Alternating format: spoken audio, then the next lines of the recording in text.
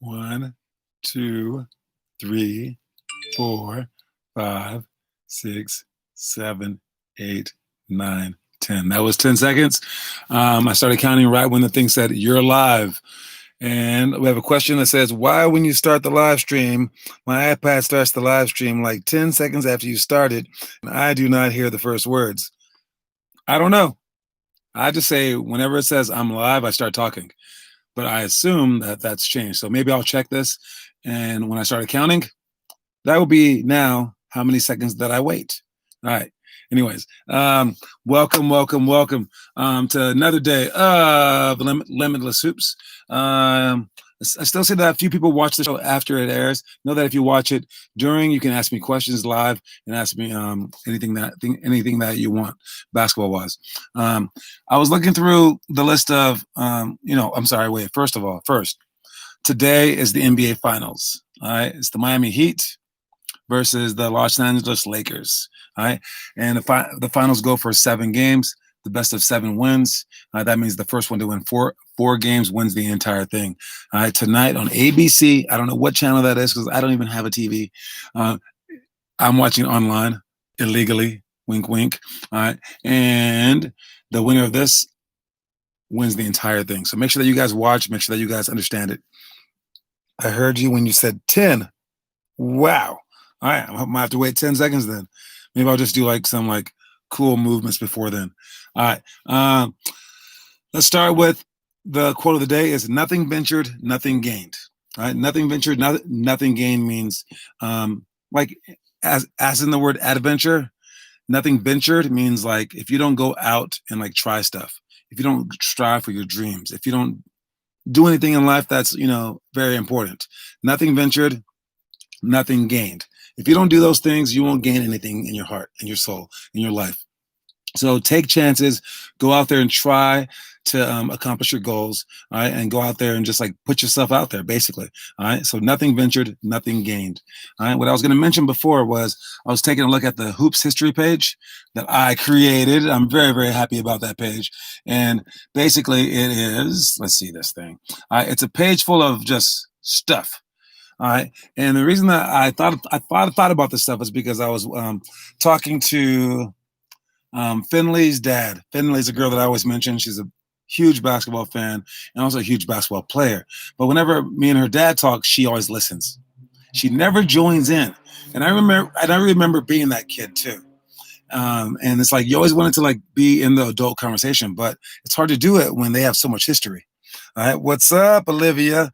All right, and when they know the history of basketball, it's so hard to keep up.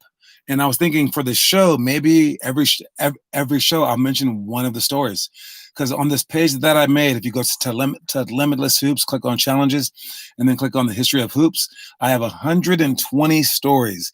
Where if you know these stories, nobody will know that you're just a kid. Nobody will know that you don't know everything about basketball. They will think that you've been alive forever and that you know the NBA inside and out. So for one story, let's see. The first one that I see is Willis Reed's return. All right. I can't do the workout today because of the smoke. Yes, I smell the smoke. But we will be on the indoors, so we will do the workout. But if you can't do it, I understand. But the story of Willis Reed's return, this story is the story that same. It's all good, all good. All right, this story is a story of a New York Knick. All right, this guy named Willis Reed. He was their best player. And whenever we got hurt during games, people always told us this story. They always said it, but they never said the whole story. They just said the words Willis Reed, and we knew we had to get back up. So what happened was that Willis Reed, he was the big player, and I don't know who they were playing against, but he goes out there and he gets hurt. He hurts his ankle very, very badly, and he has to leave the game. But right when he left, the New York Knicks started losing, and they had no chance to win this game. It was a big game. I forgot what it was, late 70s, early 80s. I'm not sure, but all of a sudden, as they're down now. They're about to lose. In the shadows, in the dark, way by the locker rooms, all of a sudden everyone starts cheering. And it was Willis Reed coming out of nowhere, just walking in from the locker room. He said, "No, I'm not done." And he comes back out on the court and everyone's just screaming "Oh no." And the other team is like, "Oh my God, what's going to happen? Is this guy I thought he was hurt. And then he comes back on the court And he first caught the ball and he shot a hook shot, made it. Next one, caught the ball, scored it again, made it. And he did not score another point the entire game. He was really, really hurt. But that inspired his teammates to go out there and win the game. All right. So whenever someone like comes back from an injury, they always say shades of Willis Reed. So if you ever hear that, no, that's the story. All right. Geez, that is cool. There you go. All right. And I'm sure that your dad knows that story. All right. Anyways, let's get back to the stuff. What we have here is if you're doing our workouts, if you're following along, today is Wednesday, so it would be a workout day. We worked out in the morning before the smoke came, so we had a pretty good workout with Dylan. He again messed up his videos. He couldn't post them because this time on Tuesday, his camera ran out of batteries again. So mainly we're working on keeping his phone charged, posting the videos, being organized, and that's hard for kids to stay organized. So I'm now understanding what you guys are going through, and I guess it's just hard to be a kid. You know, that's why kids don't really do great things that early in life, except for very special kids. So I'm trying to make you guys special, trying to make you guys organized, trying to make you guys in charge of your own lives. So he had to do a whole bunch of minutes of planks today. He was dead afterwards, but he did it. But the workout that we did was one-on-one, no steals, no blocks. And he was playing with his brother today. So Steven was helping him out. And for this one, they had to play good defense, but then stay out of the way for the shot. And the shots were still hard. Even though the person can't steal or block, it's a hard shot because you're practicing it against someone. And I even had trouble telling them to go hard. They were just dribbling in slowly. And I was like, okay, move the defense, now go in hard. And they would go really hard then with no defense. So I'm like, okay, this time go hard and realize the person is not allowed to block or steal the ball. So they had to like basically get enough courage to go as hard as they could. So they finally started doing it, and then air ball, just like I told them. Even though the person couldn't block their shot, because they were so close, it was a hard shot for them to shoot, and they were scared. So I like this drill because it teaches us to overcome that fear of having contact near us. It teaches us how to elevate fast, and basically makes us a brave shooter. All right. And also teaches us defensively how to keep our feet in front of someone. So if you're not allowed to steal or block them, you still have to play good defense to get them to miss. So taking that first step, right or to the left, is huge. All right, next one is make 15 threes in 3 minutes. For this one, we did it. Did we do it twice or 3 times? I think we did it twice. Yes. I gave them 2 chances to do it. The first time, I think Steven won both games. No, Steven lost the second one. Sorry. But Steven, he was the better in the first one. He hit 14 threes in 3 minutes, but he did not hit 15. You have to hit 15 to become a good shooter.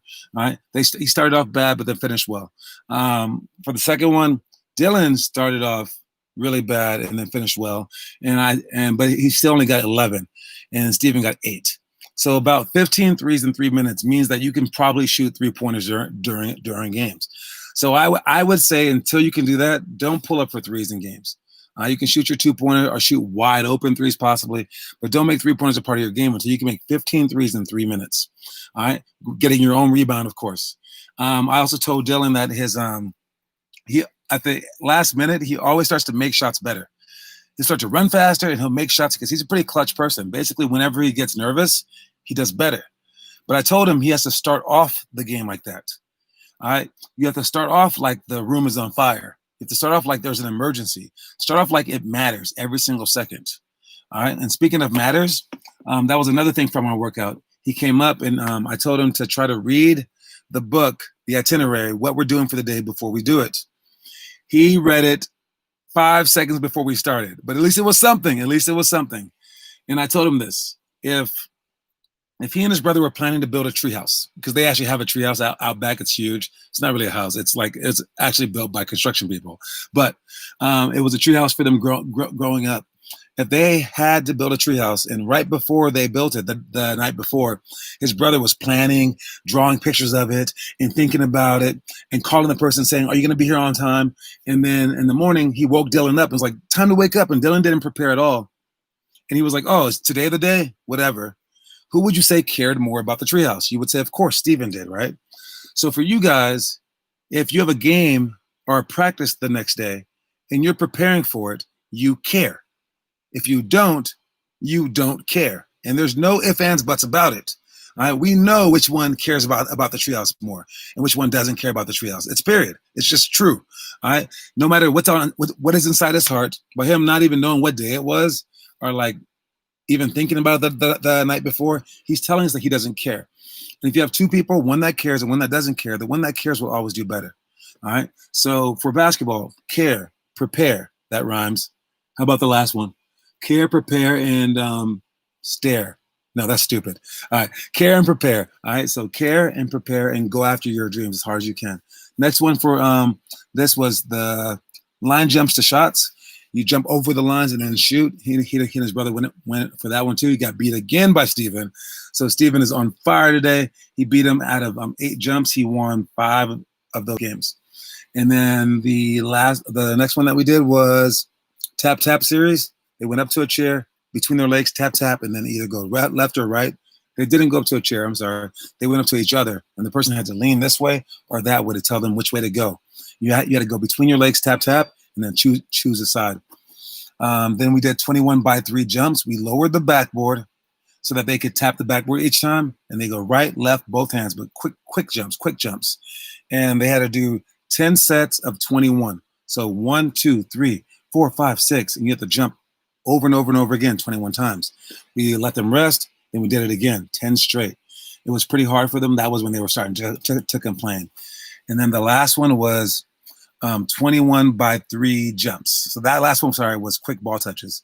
Then the last one that we did was 21 by 3 jumps. We lowered the basket even more, and I let them dunk with their right hand, left hand, then both hands.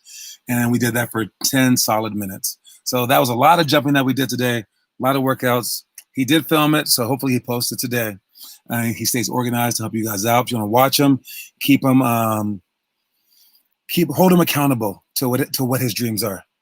Bees again? Oh, no. Oh, yeah. There's no bees this time, but I just like indoors better. I got to tell you guys. Yeah. Here, this is kind of weird, but so again, I'm not married anymore, so I do look for a girlfriend every now and then. And the only place to really look is online. And they say all their likes online, and it's horrible because 99% of people say, I love, let me think, hiking.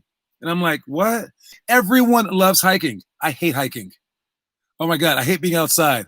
I'm so sorry. Yes, now that all my workouts are outside, oh my gosh, but I've gotten used to it. I just get through it. It is what it is, and I take care of business. But just know that I hate it. So inside my car is good enough. I can't go inside my room because it's too far away from the internet. So in the car, better than inside the garage, better than outside. So here I am. No bees, but no outside for me.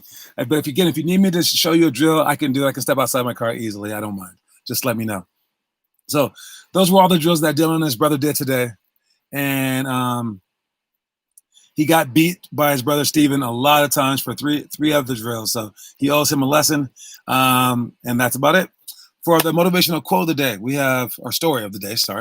We have, I have come to accept life as a process, and I'm satisfied that in my ever-growing process, I am constantly discovering, expanding, and finding the cause of my ignorance in sport and especially in life.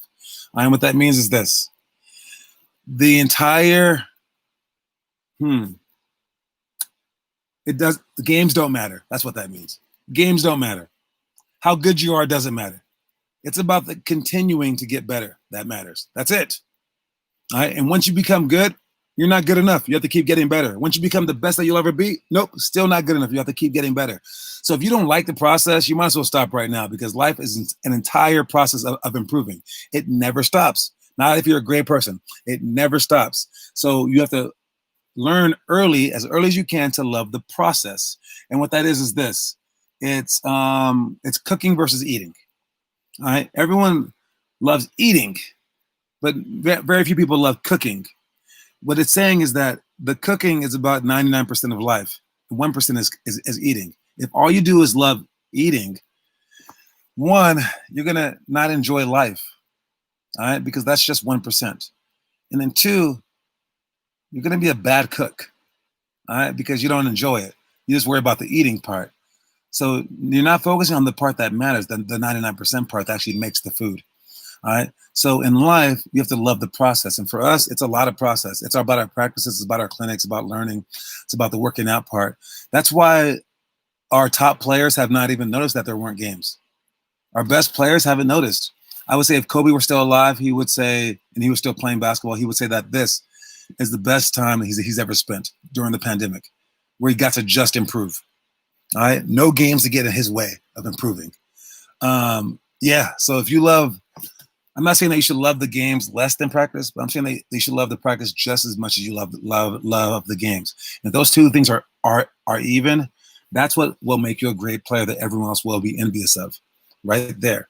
All right, let's go real quick through the rest of the workouts. Again, if you have any questions, let me know. For middle school, let's go backwards. We just did high school. Middle school, you guys have alley-oops, high passes with either hand to the cutting teammates. You could throw the alley-oop for a bucket, throw alley-oop to yourself. Wall passes, we have a whole bunch of wall pass drills. Look at Finley's drills online.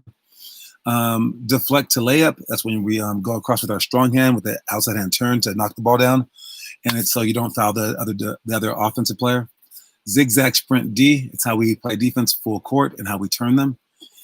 Anchor layups, that's reaching for the ball, putting the ball up and then scoring a layup, then running to the other side. Point blank layups, that's quickly make the standstill layups and the allotted time. So making a bunch of right hand layups with your hand up from one side, then try with the left hand. You give yourself like a minute to make as many as you can. All right, elementary school drills. We have one-on-one, hurdle for loser, King's drill, which is a really fun drill where I just point and I say, foot fire, slide this way, loose ball, stuff like that. It's how hard that you can work. Chair duo is dribbling the ball, then going between your legs, then behind your back wrap. You can also do that with someone's hand reaching in, so you can beat their hand. You can do it against another teammate while he has a ball as well. You can do it against a chair, like it says right here. All right, and you have to go on a particular time, so you can say go yourself, or you can have someone say go for you. And then we have extended monogamy layup from the elbow, pushing out, hiding the ball, then scoring on the opposite side with the rim protecting us from the defense. Athletic finish, that's with with 3 chairs. You go around the first chair, in and out, between leg behind the back, go toward one of the other 2 chairs, one bounce dribble, spin, air, layup like this, either this side or that side. And then the last one that I'll say is ladder to sidestep series, where you come through a ladder going icky shuffle to the top of the key, then you go sidestep, sidestep, sidestep to either a shot, a crossover dribble for a jumper, or a layup going straight. Those are all the drills for the day. Again, I say them every day like this just so people who don't have the book, maybe people can't afford the book, you can still follow along. All right. Once I have a better connection, better everything else, I'll be displaying videos of myself with a whole bunch of players doing the drills. Maybe I'll just do like maybe 1 or 2 per thing. And then if you want to see an extra one, you can ask in the comment section. Then we can show that one. If you want us to walk it out and talk it out, we could go to a court and do it for you as well. I'll come up with all these rules. But again, I'm adding to it. If there's anything that you want me to add, or you want me to talk about stuff, whether it be the current finals, whether it be something about like life, I can do that, like a current event, like the smoke or the riots or the presidential election. So they had a debate last night. I didn't watch it, but you could talk about the maybe my history of hoops page, whatever you want to talk about, we can do. And you guys can help form. You guys can help shape this this live stream into anything that you want it to be. All right. So, anyways, that's why we have today. And I did want to talk about the NBA Finals, though. All right. And for the NBA Finals, listen, I'm a Lakers fan. I think that they're going to win. I think that they're the better team. If I were buying one of the 2 teams, I would pay more money for the Lakers. All right. However, with that said, this really reminds me of 2 moments. All right. And one moment is in football, the other one's in basketball. I'll say the basketball one first. All right. The Detroit Pistons were playing against the Los Angeles Lakers. And the Lakers had a very good team with Shaq and Kobe. But then they got 2 more players. Is it 2 more? I think it was 2 more players. And they got 2 more Hall of Fame players. One was Karl Malone. He was older, from Utah Jazz. All right. And then, but he was a Hall of Famer still. Then they got another player and Gary Payton. And he was from the Seattle Supersonics. Again, older, but still a Hall of Famer. And they thought with these guys that they would never lose. Who else was on that team? I think it was just Robert Horry, maybe. Pretty sure that was it. It was 4 Hall of Famers plus Robert Horry. And they were going to win. Everyone knew that they were going to win. They were too good. And they got to the finals and played against the Detroit Pistons, who had nobody. Now we look back, they had a couple of good players, but no one really. They had maybe 1 Hall of Famer. But they were such a great defensive team, and they were gritty, and they were hardworking. And they want to beat the Lakers. Not just beat them. They killed them. 4 games to 1. All right? They beat them handedly, all right, because they were a better team, and they were tough. And the Lakers were just put together like randomly. All right? And then the other group is the Baltimore Ravens. They're a football team in the NFL, and they were playing against, I believe they were going against the New England Patriots with Tom Brady. Yes, I'm pretty sure. I tend to forget because you forget the losers in life. Right? And not that Tom Brady's a loser, but this year he was. And for years, for decades maybe, when you get to the Super Bowl, it's a party. All right? The week leading up to it, it's all interviews, it's craziness, they're showing all this stuff. The day of it, it's enormous, it's so famous, it's so crazy, all the cameras are on. It's the largest sporting event in the whole world. Then for the intros, oh my God, the intros. There are like 60 people on each team. They introduce every single person one at a time because it's the Super Bowl. And they have cheerleaders, they have explosions for them. It's crazy. So the New England Patriots came out and did this, like every team has done forever. All right. And I'm pretty sure it's the Patriots, if it wasn't my fault, but still. They come out and they get introduced and they're like, yeah, look at us, look at us. Yeah, look at us. Yeah, look at us. And the Ravens, they were supposed to lose this game. They were good on defense, but not good anywhere else. And then the Baltimore Ravens, as they're about to get introduced, they don't go one at a time. They get introduced by the Baltimore Ravens. And they all come out together, and that was it. That was their introduction as a team. And they went out there and they manhandled the other team, and they won. And everyone was like, they just beat this team. Wow. And, you know, anyone can win, right? But the cool part about that is ever since that game, every team has come out as a team. They changed everything. No teams come out as individuals anymore. They come out as a team.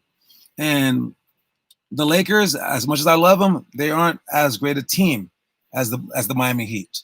All right, they are 2 individuals and role players around them. The role players aren't amazing, but they're good. They're solid. They know their role. You see players looking for LeBron, they'll go, "Here you go, buddy," because they know that LeBron will hit them for shots. They want to win, right? So the Miami Heat, though, they are a team. They have no real leader besides Jimmy Butler, his mind. Jimmy will sometimes shoot 5 shots a game, sometimes he'll shoot 30, whatever his team needs. All right? Goran Dragic is a great point guard. He'll do whatever that they need. They have some young guys like Tyler Hero, Bam Adebayo. They have guys that will sacrifice themselves and sacrifice their playing time if they need to. They'll go out there. They're so gritty. They're great on defense. They play a zone. They have a great coach, Eric Spoelstra, who started off as the team's video coordinator. He wasn't like he played at Portland. He wasn't a big-time college player. He's probably like my level player, like whatever. And he was a video coordinator, and then he got to coach LeBron James, but then now he has average teams and still wins. They have Pat Riley, who used to coach the Lakers, and he's like a legend. And he has this model where basically everyone who comes in has to be a Heat player, which means that there's no show-offs. If you come late, you're fined a whole bunch of money. If you show up to camp day one weighing too much, they kick you out. They make you do the rules, which is weird for millionaires to have to do because the NBA players are not like that. You're not allowed to yell at someone, but they cuss everyone out. They're mad. You have to do this. You have to do this. So they are a team, all right? And that's going to be hard for the Lakers to beat, all right? And this team, they happen to play a zone. And for the Lakers to beat this particular team, oh, I'm sorry. Wait, I mentioned one more thing. At the beginning of the pandemic, a lot of players didn't have basketball courts to shoot on. Some players did. Some players didn't. The veterans did. LeBron James had a basketball court to shoot on, so he stayed in shape. But a lot of the other players were like struggling. They didn't have basketball courts to shoot on. Jimmy Butler did have a basketball court, but what he did next makes him an extra leader. LeBron James didn't do this. No one else did this. He himself paid for and sent every one of his teammates a basketball court for their house. Right? They could have afforded them themselves. They're millionaires too, but he wanted to make sure. He wanted to make sure that his teammates were shooting, so he sent them basketball courts. All right, that's how much he wanted to win. Is it possible that when a game ends, the score is 2-0? Yes, but usually in like little kid games, like first graders, not in the NBA. So with this, the Lakers are going to have a tall task. All right, and what they're going to have to do is they're going to have to beat the zone of the Miami Heat. And how they're going to beat it is how they beat it in the beginning of the season. And that's flashing to the middle of the zone. And LeBron James was like me in this way, only in this way. I was a point guard. He's a point guard. I'm big. He's big. I only wanted to be point guard. He only wants to be point guard. But my coach, who was my stepdad, he told me for against zones, I'm no longer the lead point guard. I should go to the inside, to the high post. Then someone else should pass me the ball. And I was like, okay. And someone else should pass me the ball. And then once I catch the ball, I turn around. Now I'm the new point guard, but on the inside of the defense. And when LeBron James and the Lakers did this, they actually did it through Anthony Davis. And he did okay at doing it. LeBron James passed the ball to Anthony Davis on the top. And Anthony Davis has a better shot anyway, so he could shoot if no one guards him. He could pass out okay. But LeBron James is such a great passer, such a great scorer. If he's hitting his mid-range game, if LeBron James gets the ball on the inside, it's game over. All right? But he's really hesitant to do that. He didn't even do it against the Miami Heat when they did it before. He trusted Anthony Davis to do it. So that will be the reason that the Lakers lose if LeBron James doesn't catch the ball on the inside. If Anthony Davis catches the ball on the inside, they have a chance to win. But if they try to run their regular offense and try to do other things like shoot threes, they are going to lose and lose big. And it might be 4-1, just like the Detroit Pistons beat the Lakers before in 2003. All right. So that 2004. Yeah, 2004. So that's my prediction. I think that the Lakers should win, but that they may not if they can't beat the zone. So we're going to see what's going to happen. Let me know what you guys think in the comment section. And make sure that you guys are watching your movies. Again, told you guys about Remember the Titans last time. I want to give an extra shout out to, let's go with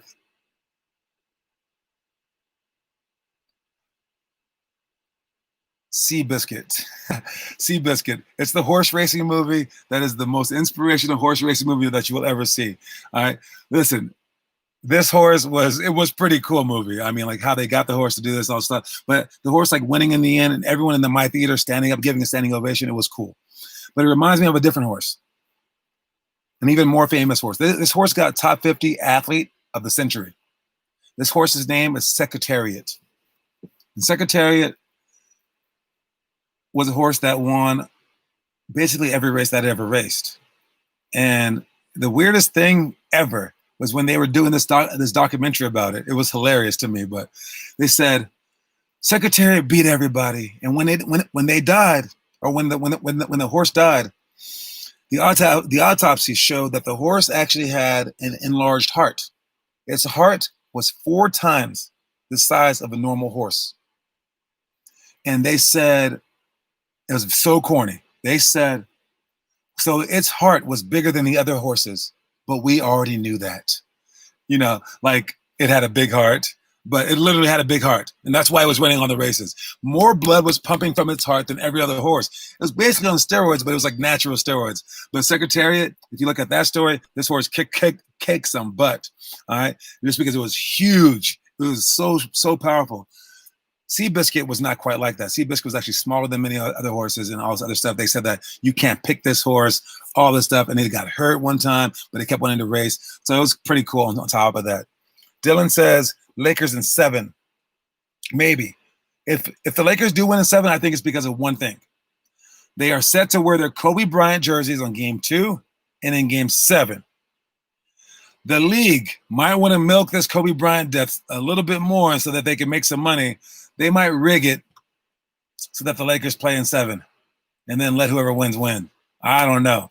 But if it goes more than 5 games, more than 4 games, I think that the Lakers have more of a chance because they have LeBron James and he's so smart. Right?